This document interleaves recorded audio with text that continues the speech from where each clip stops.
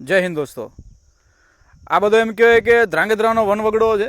ત્યારે આપ જોઈ શકો છો આ વૃક્ષની ઉપર પક્ષીઓ માટે જે અન્ન પાણીની વ્યવસ્થા કરવામાં આવી છે એ અતિ દુર્લભ છે।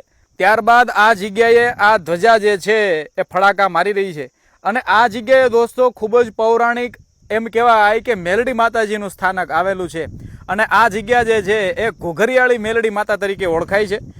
અનેક લોકોની આસ્થા, અનેક લોકોનો શ્રદ્ધાભાવ આ જગ્યા સાથે જોડાયેલો છે। ત્યારે દોસ્તો આપ જોઈ શકો છો, હું તમને દર્શન કરાવું શ્રી ઘુઘરિયાળી મેલડી માતાજીના। આપ દર્શન કરી શકો છો। જય હો માં મેલડી માં।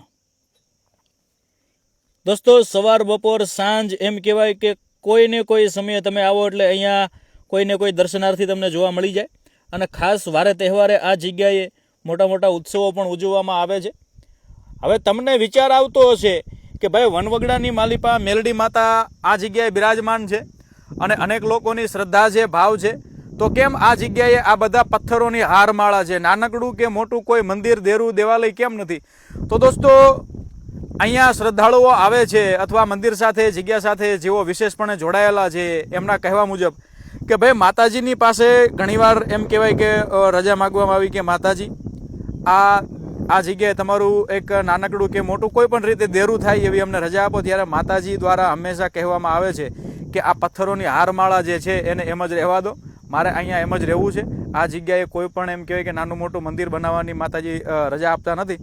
પછી એમ કહેવાય છે કે ભાઈ એના લીધે આ જગ્યા જે રહી એ આવી રીતે જ છે। જોકે કંઈક દશકાઓથી આ જગ્યાએ માતાજી બિરાજમાન છે, અનેક લોકોની શ્રદ્ધા આ જગ્યાએ જોડાયેલી છે અને આપ જોઈ શકો છો અહીંયા આજુબાજુ આ એક નાનો ઓટો પણ આપ જોઈ શકો છો અને વિશેષપણે આ જગ્યાએ પણ આપ જુઓ તમે પક્ષીઓને ખાવા પીવા માટેની બધી વ્યવસ્થા છે।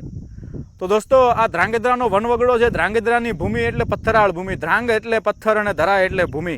ત્યારે આજુબાજુ એવા નાના મોટા અતિ વિશાળ અને તમને પથ્થરો જોવા મળી જશે, પણ કહેવાનો મતલબ એમ છે કે આ જગ્યાએ આ જે પથ્થરોની હારમાળા છે એ પથ્થરોની હારમાળાની વચ્ચે બિરાજમાન છે માં મેલડી અને અખંડિત રીતે, અવિરત રીતે આપણને દર્શન આપે છે। અનેક લોકોના કામ પૂરા કર્યા છે અને હજુ પણ એમ કહેવાય કે મેલડી માતાના આશીર્વાદ હર કોઈ ભાવિક ભક્તોની સાથે જોડાયેલા રહેશે।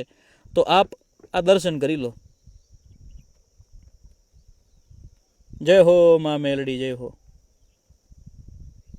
દૂર દૂરથી લોકો અહીં દર્શન કરવા માટે આવે છે, ભાવ લઈને આવે છે, શ્રદ્ધા લઈને આવે છે। દોસ્તો આપ દર્શન કરી શકો છો મેલડી માતાજીના।